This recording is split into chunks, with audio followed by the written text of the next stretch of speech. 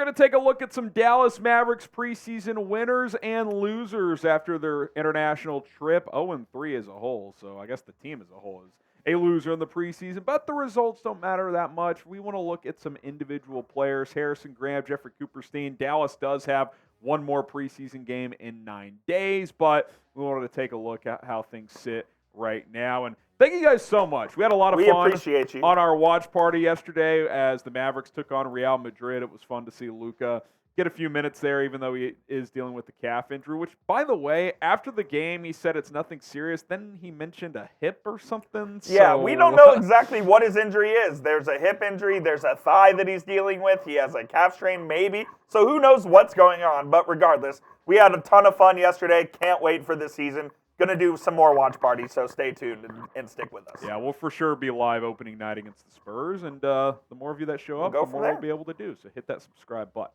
All right, preseason winners, even though he is dealing with some sort of injury, got to start with Luka Doncic, Coop. We've peddled this narrative all offseason that I don't want to say revenge tour, but like an angry Luka could be coming this year after the way last season ended. And obviously he played great last year, but I think we're going to see him elevate to a whole another level. He had 25 points in that first game playing in just a half. I think he had 18 in the second game, and yesterday he played less than 5 minutes and hit 3 threes. So this is a guy, Coop, that he might average 35 points. I'm not even joking. Yeah, he still looked good despite all the ailments that he's dealing with, and I think he's really ready to go for this season. I don't know if the same can be said for the rest of the team because it looks pretty lackadaisical, but I feel really good about where Luke is at right now as a player, and hopefully he can continue that into the regular season for sure. Yeah, and he may have to because there's certain areas on this roster that we do have concerns about. We'll dive in. Which will be discussed as we go here.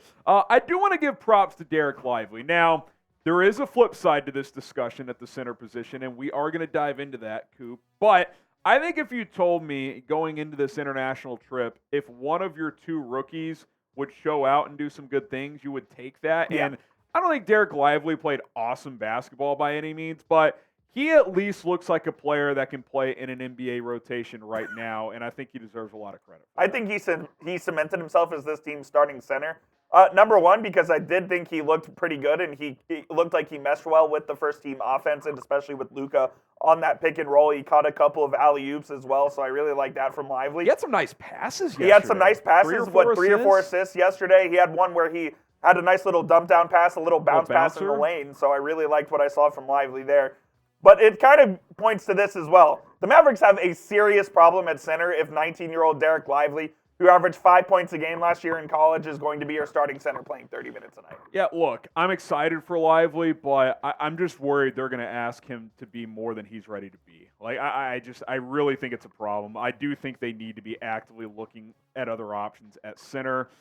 We know what Dwight Powell is. He's going to play hard, but he's just not good defensively. He doesn't rebound, and we're going to get to Richaun Holmes. We'll talk about him in a minute. He's a shell of his former self at this point. Yeah, I think there's a big issue at that center position.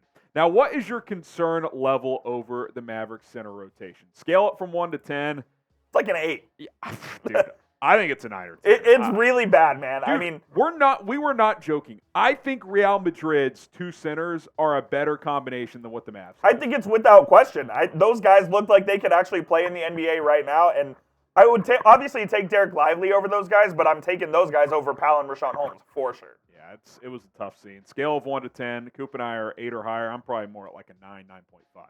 All right, one more preseason winner. I think Josh Green, Coop. I think the Mavs, may have sent a little message to him by starting Max Prosper in the preseason opener, and I think Green responded to that. He played well in all 3 games. I thought he had a couple of nice shots yesterday. Had a couple nice passes, too. He really worked on that part of his game last year. Remember, we kind of scoffed at Jared Dudley before the season last year when he was like, I'm telling you, this guy's going to be a playmaker. We didn't see it all the time, but it was an improved facet of his game. And I think if that part of his game takes another step forward and he continues to be a guy who can make open threes, then he might be a guy that they end up wanting to keep long term. So I was impressed with him. Again, it's preseason, but I think he did some good things. Yeah, especially in yesterday's game, it kind of looked like he was running the offense a little bit there as well and being the initiator. in sort of a Chandler Parsons role from that 3 spot. So I really liked what Josh Green had brought to the table so far. And I think he made a good point. I think they challenged him by starting Omax in that first game and saying, hey, this spot is up for grabs. You need to go take it.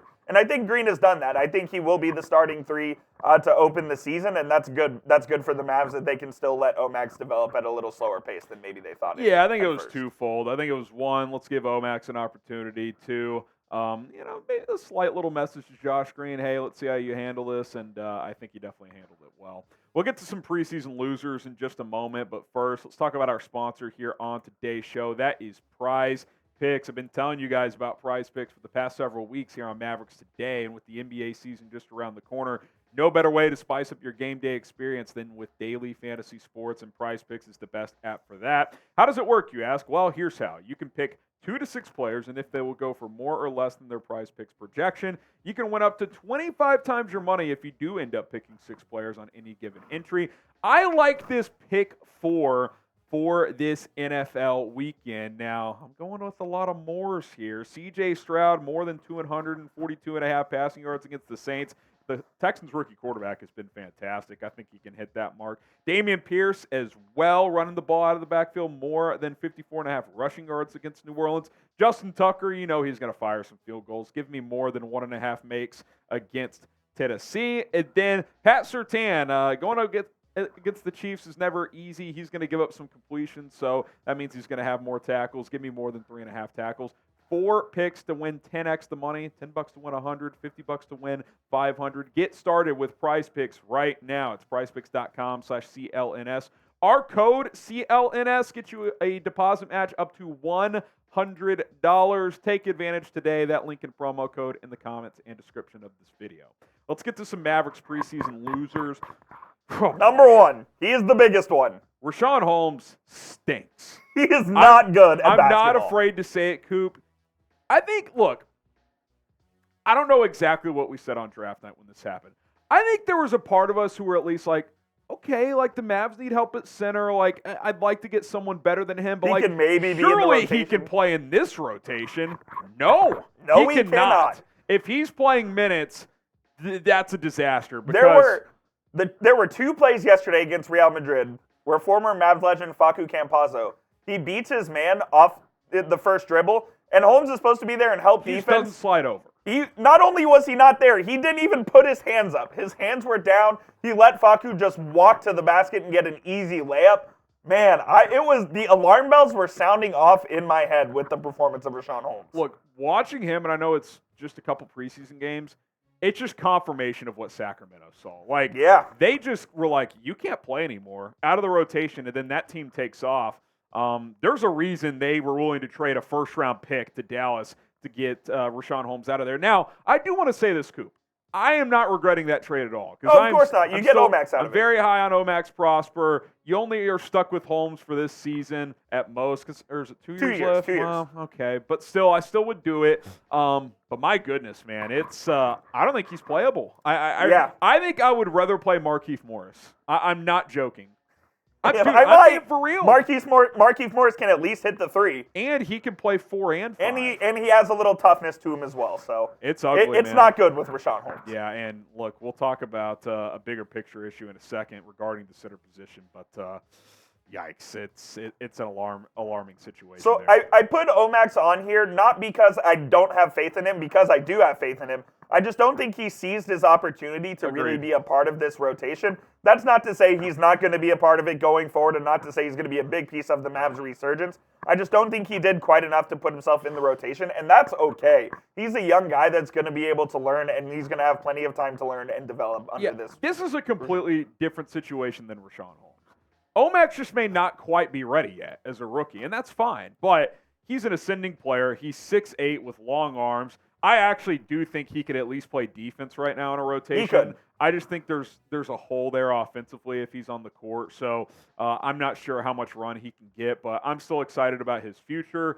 We'll just have to probably give this one a little bit more time as the season goes on. And kudos to Dereck Lively, Coop, because if you ask me who's more likely to be a part of this rotation early on 2 months ago, I would have said Omax. And I would have as well. It's going to be Lively. Yeah, simply just because of Omax's defensive prowess and what he's able to do guarding basically 1 through 4. But yeah, Lively's really taken his opportunity by storm, so credit to him. And a part of that is, again, just position. Like, the other center options are just so bad. Which leads us into our final loser, the GM, Nico Harrison. They said all offseason, Coop, we got to get better at center. We got to get Christian Wood out of here, which, again, I'm not saying that was a bad decision. I will say this, though, Coop. Watching yesterday, you can't tell me Christian Wood wouldn't get minutes for this team. He would get minutes, but you could not bring him back. I understand. I'm just saying from an on-court product, he would play for this team right now. It is that dire at the 5 position. The thing for me is overall, the Mavs looked soft, and they looked like they didn't play hard, and the center position is going to be a problem, and they're going to get out-rebounded. What frustrates me, and I get it, you can't force trades, you can't do this, but if it's true that DeAndre Ayton trade was on the table, Coop, and you didn't take Richaun Holmes and Tim Hardaway straight up for Ayton, I don't know if that's completely accurate or not, but that's what was reported after you got traded to Portland. If you passed on that, and this goes the way you and I think it's going to at the 5 spot, not good. That's a major mistake by a general manager, man. I know we're 3 games into the preseason, but I think it's clear that Nico Harrison didn't do enough for the Mavericks to contend in this Western Conference. Well, just look at the teams here on this list. This is just a list off the top of my head of teams that the Mavericks will be competing with for a playoff spot. Obviously, you have the defending champion Denver, Phoenix, who got Bradley Beal this offseason. You even forgot Golden State? I didn't even put Golden State on this list. So these are just 9 teams the Mavericks will be competing with, plus Golden State. It's going to be hard to make the playoffs in this Western Conference, and I'm not sure the Mavs improved enough to be able to put themselves as a cemented playoff team. What frustrates me is I actually like a lot of the moves. I like getting 2 draft picks. I like that you're able to bring back Kyrie. I like getting Grant Williams, but you said all offseason we have to get better at center. You're asking 19-year-old Dereck Lively to save you. Like, that's not it, man. And by the way, even though Lively was in our winners category, part of that is just because the other center options suck. I would say that's the majority of it. And there's still lapses there. Like, he got lost a few times on alley-oop passes over his head. The offensive game is still going to be raw at times. Like, I would love him as, like, your backup center right now playing 15 to 20 minutes a game. 30, though? And I know it's preseason. Like, I don't know, I know you can't take 100% of the stock in preseason, but the alarm bells are sounding off in my head right now, man. I'm worried about this team. I am.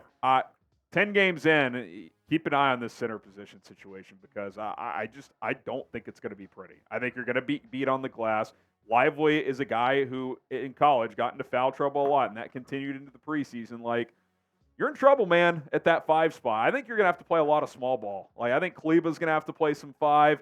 I think you're going to have situations where Derrick Jones Jr. plays, which – credit to him. He played pretty well. I probably should have put him as a winner now that I think about it because he did have a very nice 3-game stretch there. And I saw some things that I liked, especially on the defensive end. Yeah, no, not so much in the first 2 games, but I thought Dante Exum played good yesterday. Agreed.